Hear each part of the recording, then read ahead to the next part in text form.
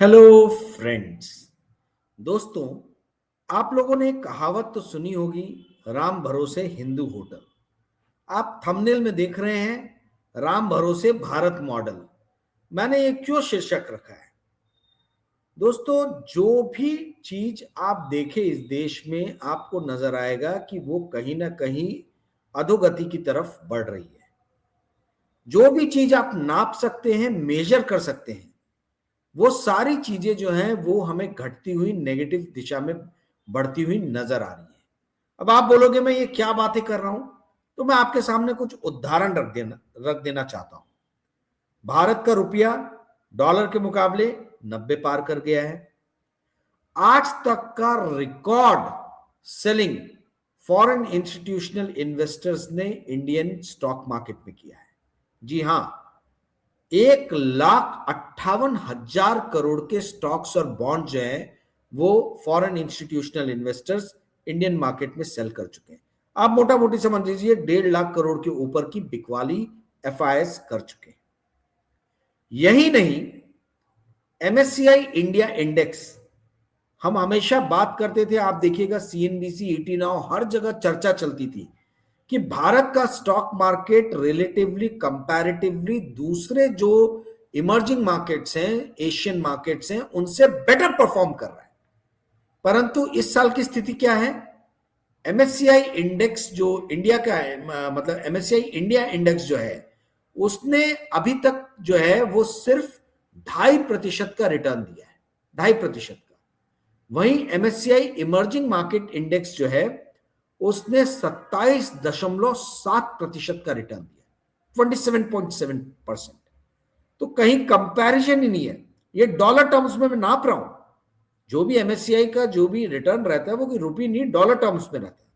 तो dollar terms में 2 से 2.5% का रिटर्न जो है वो आपका ये दे रहा है, इंडियन मार्केट दे रहा है। और वहीं दूसरी तरफ जो रिटर्न एमएससीआई एशियन इंडेक्स जो है वो 27% के ऊपर दे रहा है।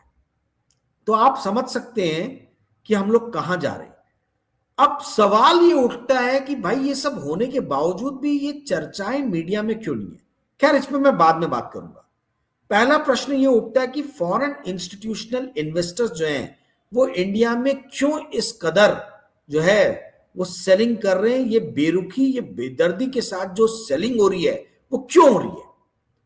दोस्तों, हम जो आंकड़ा देखते हैं भारत का क्वार्टरली जीडीपी, कहीं पढ़ने में आता है 7.5% से बढ़ रहा है, 8% से बढ़ रहा है। परंतु ये जीडीपी जो है यदि इस रफ्तार से बढ़ रही है, जो कि हम कह रहे हैं कि विश्व में सबसे तेजी से बढ़ रही है, तो फिर इसके ऊपर में फॉरेन इन्वेस्टर्स क्यों नहीं विश्वास कर रहे और वो क्यों कंसिस्टेंटली सेलिंग कर रहे हैं? ये सवाल कोई आपको सीएनबीसी, ईटी नाउ पे नजर नहीं आएगा। दूसरा सवाल यह है कि भाई यदि इंडिया इतनी तेजी से विकास कर रहा है तो भारत का रुपया क्यों गिर रहा है? भारत का रुपया क्यों गिर रहा है इतनी तेजी से? तो देखिए, जो भी चीज आप नाप सकते हो, क्वांटिफाई कर सकते हो, और जहां पे भारत सरकार का नहीं चलता है, भारत सरकार की दादागिरी, भारत सरकार का कंट्रोल नहीं है, वो सारी चीजें आप देखो नीचे की तरफ आ रही है। करेंसी पे कोई कंट्रोल नहीं है। एक बार कंट्रोल करने का प्रयास किया था इन्होंने 2024 में, अक्टूबर 2024 के आसपास में, जब भारत का रुपया डॉलर के मुकाबले कुछ 84.5 के आसपास में था। आज जो है उस टाइम में 80 बिलियन डॉलर जो है वो हमारे शक्तिकांता दास जी, जो उस टाइम में आरबीआई गवर्नर थे, उन्होंने नॉन डिलीवरेबल फॉरवर्ड मार्केट में, सिंगापुर के मार्केट में डॉलर को सेल किया था। 1 साल आगे का सेल किया था। ठीक है, मैंने इसके ऊपर में एक एपिसोड बनाया है 2-3 दिन पहले ही, आप देख सकते हैं उसको। दोस्तों, 2 दिन से मैं कुछ बना नहीं पा रहा था, 2-3 दिन से, क्योंकि नागपुर में महाराष्ट्र का शीतकालीन अधिवेशन चल रहा है। नागपुर में, नागपुर विंटर कैपिटल कहलाती है महाराष्ट्र में, और पूरे महाराष्ट्र से जो है वो पत्रकार जो है वो नागपुर में इस सेशन को कवर करने के लिए आते हैं। तो मेरे बहुत सारे दोस्त हैं, जब मैं बॉम्बे में काम किया हूँ, वो सारे लोग कवर करने आते हैं।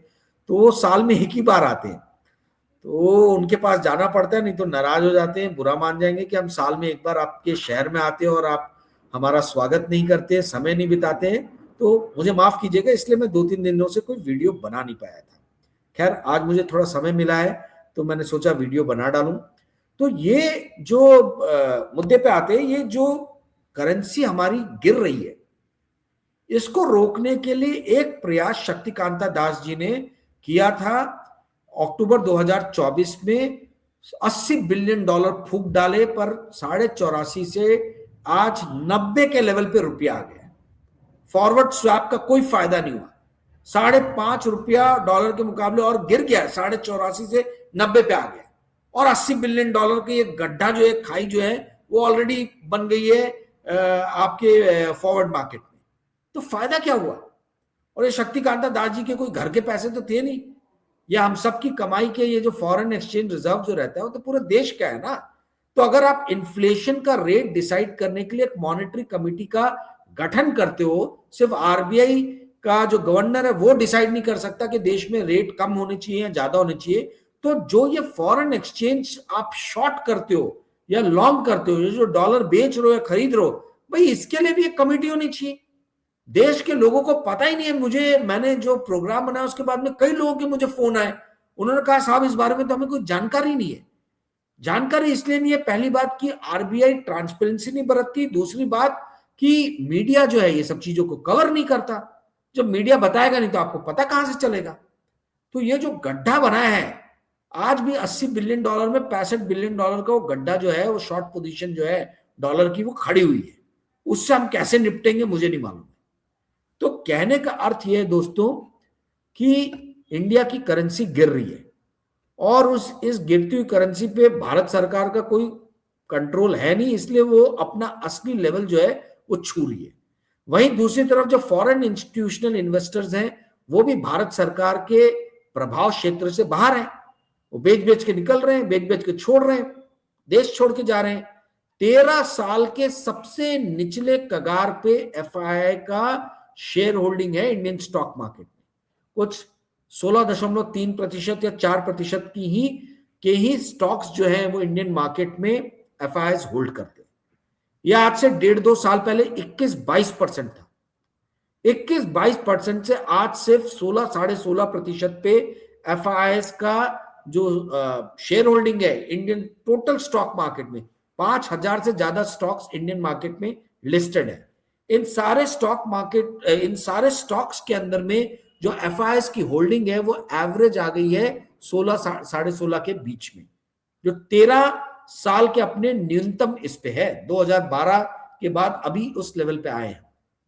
पर इन सब चीजों की चर्चा आपको मीडिया में कहीं नजर नहीं आएगी। यदि भारत इतनी तेजी से विकास कर रहा है तो फिर क्यों एफआईआई जो है वो भारत से अपना पैसा निकाल रहे हैं? भारत की करेंसी क्यों गिर रही है? भारत के पास आके रशिया बोल रहा है कि हमने आपको पेट्रोल दिया, उसके बदले में आपने रुपये में पेमेंट किया, अब हम रुपये का करें क्या? हम आपसे क्या ऐसा आप हमें निर्यात कर सकते हो जो हम खुद नहीं बना सकते? भारत के पास ना तो टेक्नोलॉजी है, भाई रशिया को आप कुछ हथियार बना के दे दो, हो नहीं सकता। उल्टा ही है, भारत रशिया से हथियार खरीदता है।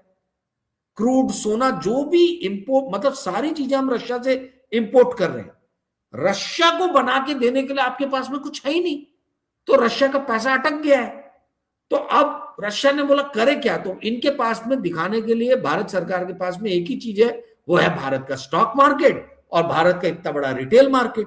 बट रशिया की कंपनी यदि भारत में फिर कुछ सेल करेंगी तो हम तो रुपये में ही पेमेंट करेंगे। तो उन्होंने बोला कि भैया मार्केट आपका लेके करेंगे क्या? तो फिर मार्केट के बदले स्टॉक मार्केट इन्होंने प्रस्तुत किया।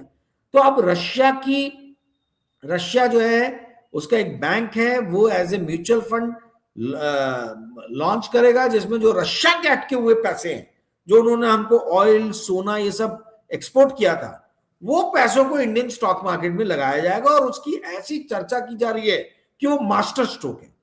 अब मुझे हंसी आती है क्योंकि आज नहीं तो कल तो रशिया जब वो स्टॉक्स को बेचेगा, या मान लीजिए उन स्टॉक्स ने डिविडेंड भी दिया, तो रशिया वो अपने देश में कैसे लेके जाएगा वो पैसा? उसको तो डॉलर में कन्वर्ट करना ही पड़ेगा।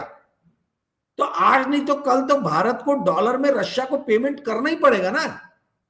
तो मतलब मास्टर स्ट्रोक क्या है? हाँ, आपने कुछ दिनों के लिए डॉलर में पेमेंट जो है वो रोक दिया, परंतु कल को यदि वही कंपनीज डिविडेंड देंगी, या जिसमें रशियन वो म्यूचुअल फंड स्टेक्स होल्ड करता है, या वो म्यूचुअल फंड यदि वो इंडियन स्टॉक्स को बेचेगा, तो पैसा वो वापस अपने देश में कैसे लेके जाएगा? आज नहीं तो कल तो वो लेके जाएगा ही। तो ये जो है, इस पे कोई बात नहीं कर रहा।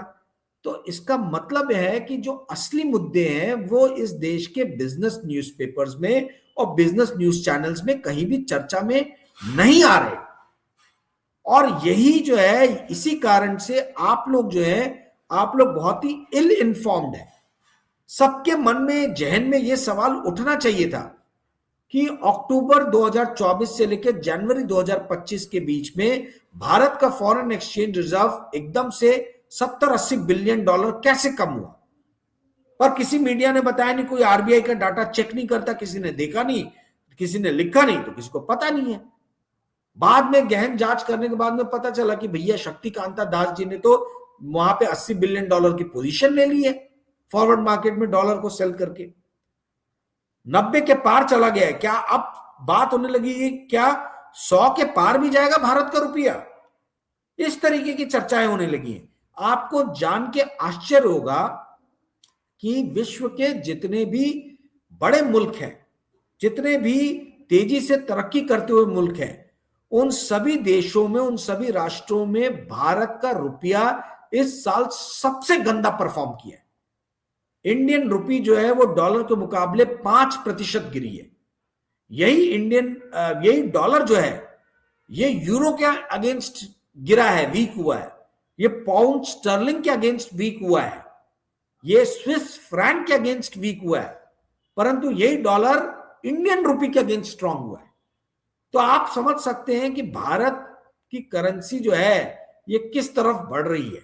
और देश की करेंसी जो है वो उस देश की आर्थिक स्थिति का एक प्रतिबिंब होती है, रिफ्लेक्शन होती है, परिलक्षित करती है कि भैया आपका देश जो है वो किस दिशा की तरफ जा रहा है।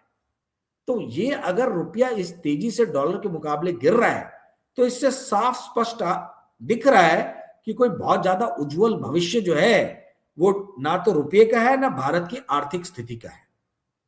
तो सवाल ये उठता है कि फिर देश में क्यों नहीं इन चीजों पे चर्चाएं हो रही है।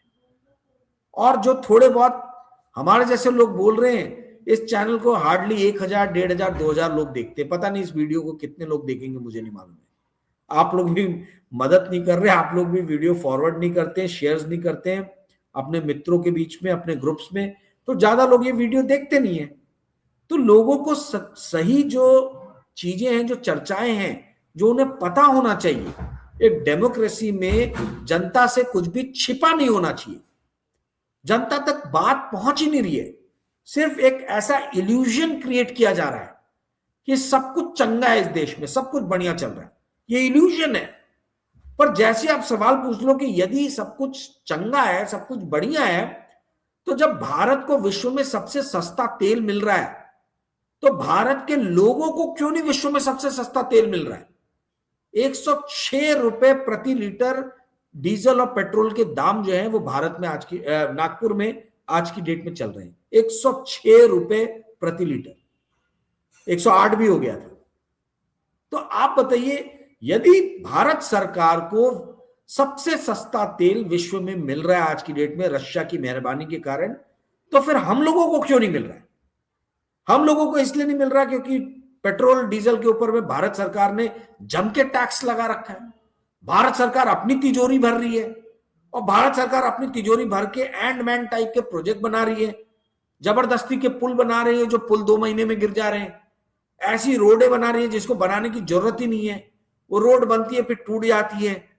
तो क्या ये जो भारत सरकार अपनी तिजोरी भर रही है, उन पैसों से क्या उन पैसों का सदुपयोग हो रहा है? क्या जो चीजें इस देश के लोगों के जीवन की गुणवत्ता में सुधार ला सकती है, क्या उन्हीं जगहों पे पैसों को खर्च किया जा रहा है? कोरोना में लाखों लाखों लोग मर गए, उसके बाद में कितने भारत सरकार ने हॉस्पिटल्स बनाए? आप बताइए मुझे। पूरा एजुकेशनल सिस्टम जो है, एजुकेशन का सिस्टम प्राइवेट जो लोग हैं प्राइवेट सेक्टर के हवाले कर दिया है। प्राइवेट सेक्टर मनमाना कुछ भी जो है वो फीस वसूल रहा है। तो भारत देश की जनता को कहां आराम मिल रहा है? देश को सबसे सस्ता तेल मिल रहा है, पर भारत देश के जो रहवासी हैं उनको सस्ता तेल नहीं मिल रहा है। उनके बच्चों का एजुकेशन सिस्टम जो है, वहां एजुकेशन बहुत कॉस्टली मिल रही है, हेल्थ सिस्टम बहुत कॉस्टली है। तो ये सारी चीजों पे हम क्यों नहीं सवाल पूछते? ये सारी चीजों पे हम क्यों नहीं बात करते?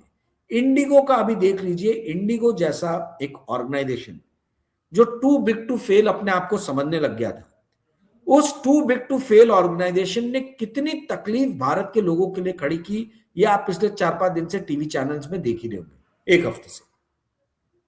आपको जान के ये आश्चर्य होगा कि जो इंडिगो आपके मेरे लिए सही टाइम पे नहीं चल रहा, फ्लाइट कैंसिल हो जा रही है, रद्द हो जा रही है, उसी इंडिगो प्लेन में बैठ के लूथरा, जो कि गोवा में उस पब को ओन करते थे जहां पे आग लग गई और 26 लोग झुलस के मर गए, वो लोग जो है, वो दोनों लूथरा बंधु जो है, वो देश छोड़ के थाईलैंड भाग गए, वो इंडिगो में बैठ के 2 दिन पहले।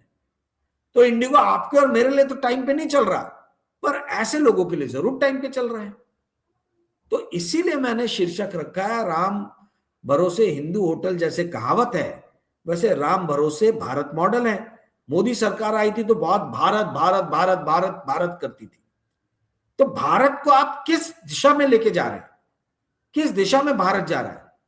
करेंसी हमारी गिर रही है, पेट्रोल हमको सबसे विश्व में महंगा मिल रहा है, जबकि आपको रशिया से सबसे सस्ता मिल रहा है।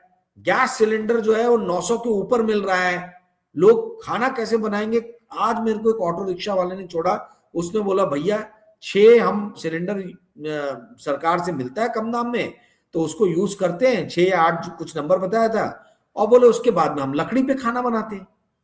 तो पर्पस कहां सॉल्व हो रहा है? कहने का अर्थ यह है दोस्तों कि लोगों की ही बाह मरोड़ के जो है, लोगों के ही जेबों से पैसे निकाले जा रहे हैं, और फिर लोगों को ही वो पैसे लाडली बहना लाडला भाव जैसी योजनाओं में, जो कि नॉन प्रोडक्टिव है, जिसका देश की गुणवत्ता, लोगों के जीवन की गुणवत्ता सुधारने में या प्रोडक्टिविटी बढ़ाने में या एफिशिएंसी बढ़ाने में कोई रोल नहीं है, वहां पे पैसों को जाया किया जा रहा है, अपने लिए वोट जो है वो खरीदे जा रहे हैं इस तरीके की योजनाएं लागू करके। तो आप लोगों को बहुत सोचने समझने की जरूरत है दोस्तों।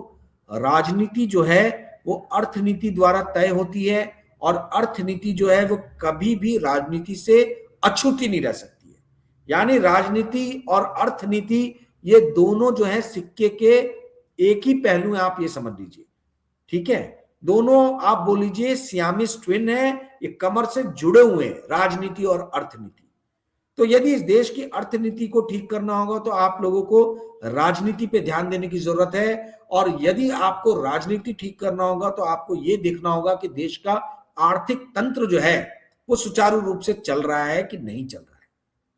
दोस्तों वीडियो थोड़ा लंबा हो गया, आप लोग को ये बता देना चाहूंगा, वो मुझे याद है, मुझे एक आप लोग को फ्री वीडियो बना के भेजना है, जो पेड वीडियो में मैंने आप लोगों से कहा था कि मैं बनाऊंगा। मैं जल्दी बनाऊंगा, समय के अभाव के कारण मैं बना नहीं पा रहा हूं, कई जगहों पे कई जगह मैं व्यस्त हो गया हूं, घर में भी तबीयत ठीक नहीं है माँ पिताजी की, और बाहर भी बहुत सारे कामों में मैं लग गया हूं, तो इस कारण से मैं कर नहीं पाया।